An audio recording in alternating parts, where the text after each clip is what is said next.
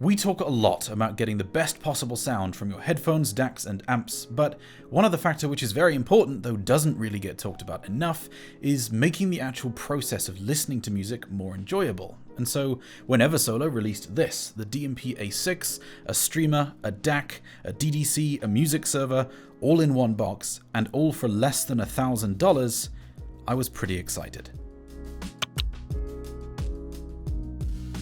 For a while now, my personal favourite sub $1,000 DAC has been the Eversolo DAC Z8.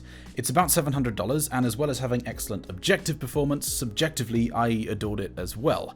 It had an impressively neutral tonality, excellent resolution, and it did it without having the drawbacks that I find a lot of the Synad-focused devices around this price point to have.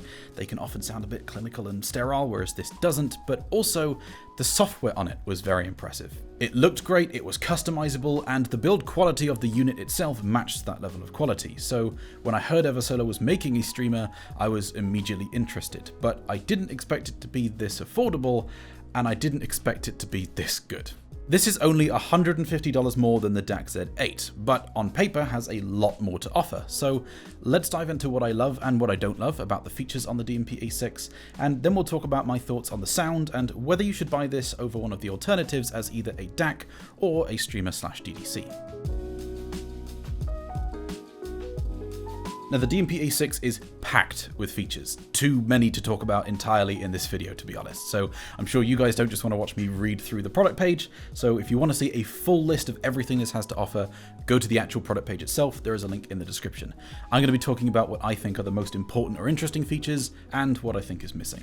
Let's start with the big thing, that big thing on the front to be precise. This display is gorgeous, and when you're using it for one of the various streaming services it supports or local files, it provides a gorgeous display of the album art, playback controls, and a subtle but nicely implemented visualizer in the background. I mostly use this with Roon because that's how I prefer to listen to music, but it supports basically anything you could ask for, from Tidal Connect, Qobuz, Amazon, local files either internally from a USB connected drive or the internal M.2 SSD slot, or via various network file sharing protocols, so if you've got a NAS full of music, you can use that too. The only thing that I really thought was missing on the DMP-A6 was HQ player support, but that might be able to be added in future with a software update. On a similar note, actually, I can't imagine this is going to affect many people, but worth noting, if instead of HQ player you use PGGB, this does not support 768 kHz files over Roon streaming. It does work with 768 kHz if you connect it via USB, but if you're using this as a Roon endpoint, 384 kHz is the max. Whilst playing, you can also change the display to show VU meters or a standalone visualizer, and that alone makes this a pretty desirable product just as an aesthetics piece in your setup. Even when I wasn't actually listening with the DMP-A6, I'd still have it in my rack or on my desk grouped with my DAC and Roon, just so that I can have that pretty display running. The software on the DMP-A6 is incredibly polished, feature-rich, and responsive, and it just keeps getting better with software updates as well. In fact, whilst I was filming this video, they just pushed an update which enables full graphic and parametric EQ. That's awesome. The software also gives you quite comprehensive control over how you want to play your music, choosing not just the various different outputs, but also how music is handled. You can set max sample rate limits to ensure compatibility with your DAC, choose whether DSD gets converted to PCM or fed to the DAC as DSD, and even nice quality of life things like being able to select how big you want the volume control steps to be. Eversolo has also done some work in getting around the issue on Android of everything being resampled to 48 kHz. For those who don't know, usually on an Android-based device, the OS will resample all audio, doesn't matter what it is, to 48 kHz before outputting to the DAC or connected USB DAC. Whereas on the Eversolo, if you enable the Eversolo original sampling rate audio engine, it will play back music of any sample rate without it being resampled. There's only really two things that I would change on the software for the DMP-A6, and neither of these are really going to affect the vast majority of people anyway. So those would be to add 768 kHz support streaming on Roon and to add HQ player support.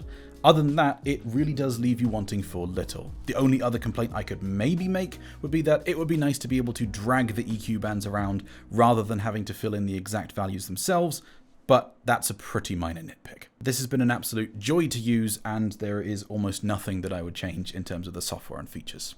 So let's talk about the two main use cases for the DMP-A6 and how it performs. The DMP-A6 can be used in a variety of ways, but many people aren't actually going to be interested in the internal DAC at all. They're just going to be wanting to use this as a streamer, server, or DDC for their existing DAC. In terms of streaming features and functionality, there's really not much more you could ask for in this regard, besides the fact that unfortunately it doesn't have I2S output, though it does have USB, AES, and SPDIF.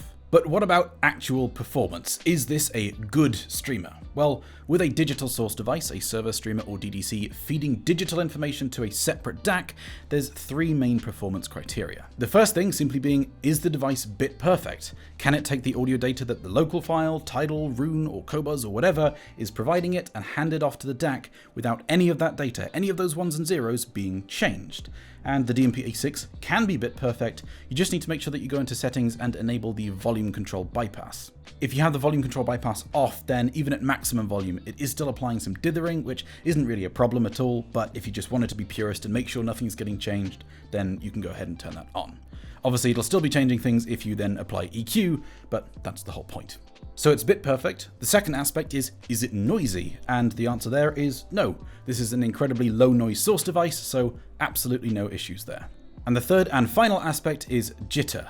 Even if all of the data that it's feeding to your DAC is completely correct, those audio samples need to be converted by your DAC with incredibly precise timing, else it adds distortion. AES, I2S, and SPDIF all provide a timing reference clock signal to the DAC that they're connected to, and if that clock signal is particularly bad, then the DAC itself can measurably perform worse, even if the ones and zeros are completely correct. Despite what you might read in some marketing material though, this does not affect USB. With USB, the only determining factor for jitter is your DAC itself. The source device does not provide an audio rate clock signal, and jitter does not exist on USB in the same way that it does over I2S, AES, or SPDIF.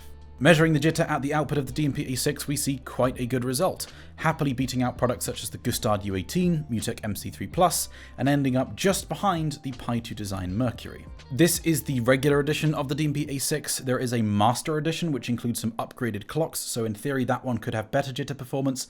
I don't know how well it performs in comparison though. But it seems that with the regular one, you get a very well performing streamer, though if you're looking for the absolute best performance and lowest jitter in a digital source you can get, then certain competitors are going to be a bit better. Currently the two lowest jitter sources I've tested are the Rockner Wavedream Net and the Hollow Audio Red. The Red is actually pretty similar in price to the DMP-A6, so for those just looking for performance and nothing else, that may be a better option as a streamer. But then of course you don't get any of the extra stuff, like the EQ, the display, or indeed the built-in DAC. So how does this fare as a DAC? And quite importantly, is it better than the DAC Z8? Well, it's close. As I mentioned earlier, right now my personal favorite DAC under $1,000 is the Eversolo DAC Z8. It's neutral, incredibly resolving, spacious, full-bodied, and leaves little to be desired besides the refinements in things like spatial presentation that I find you kind of just have to spend a bit more to get, unfortunately. Under $1,000, it's the best I've heard. The DMP-A6 gets very close. It's a little bit more on the colder side than the DAC Z8 was, with timbre of vocals and instruments being thinned just a bit in comparison, but really only just a little and nowhere near as much as, say, a topping D90 SE. I'd still say that this is a very neutral sounding DAC, it just edges on the side of being cold. The resolution and detail retrieval was pretty on par, and I would say almost identical. There was a couple tracks where I could maybe pick out some very slight differences if I was directly comparing and listening and trying really hard to discern them, but generally speaking, I would say that these two are equally as resolving as one another. The main difference that I noticed was that on the DMP-A6, the apparent physical separation of different elements in the mix was not quite as strong as it was on the DAC Z8. Tracks like Still Feel by Half Alive were a little bit more expansive and spacious on the DAC Z8 and had slightly clearer defined space between elements on the Z8, but again, it's pretty close. The DAC Z8 uses ESS 9038 Pro chips, whereas the DMP-A6 uses 9038 Q2M, which is the low power variant. The DAC Z8 also uses a seemingly more advanced IV and output stage design and has slightly better objective performance, though both of them do excellently anyway. If you want to see full measurements of the DMP-A6, those are available at the audiofiles section of headphones.com, linked to the description. I do think that the DAC Z8 beats the DMP-A6 by a very small margin in terms of sound quality, but because of how close they are and how much more the DMP-A6 offers in terms of features, for many people, the DMP-A6 is indeed going to be the better choice. It really just depends on your priorities. This product does a fantastic job of combining a high-performance DAC, one of the most feature-rich streamers that I've seen. It does a bunch more stuff that I haven't even mentioned, like you can use it to rip CDs, for example, an excellent physical design, and somehow remains under $1,000. The DAC in this sounds better to me than a lot of products such as the topping D90 SE or the SMSL SU10, whilst being cheaper than those and packing all of these features on top. Eversolo has been knocking it out of the park with both of these products, and which makes more sense kind of comes down to whether you'd prefer a slight bump in sound quality or all of the features that the DMP-A6 has to offer. And if you're wondering whether you should buy this as a streamer or DDC for a separate DAC, then again, it's a case of whether you'd want a small bump in performance with something like a Holo Red, or this big display, EQ, inbuilt streaming, and everything else that it provides. I hope you enjoyed that video. If you've got any questions that you wanted to ask about the DMP-A6 or anything else relating to gear, music, or any other topic of your choosing, then come and say hello on the Headphones.com Discord server or the Headphones.com forum, and I and other Wiggly Air enthusiasts will endeavor to help. Until next time, you're watching The Headphone Show by Headphones.com. I'm GoldenSound. See you next time.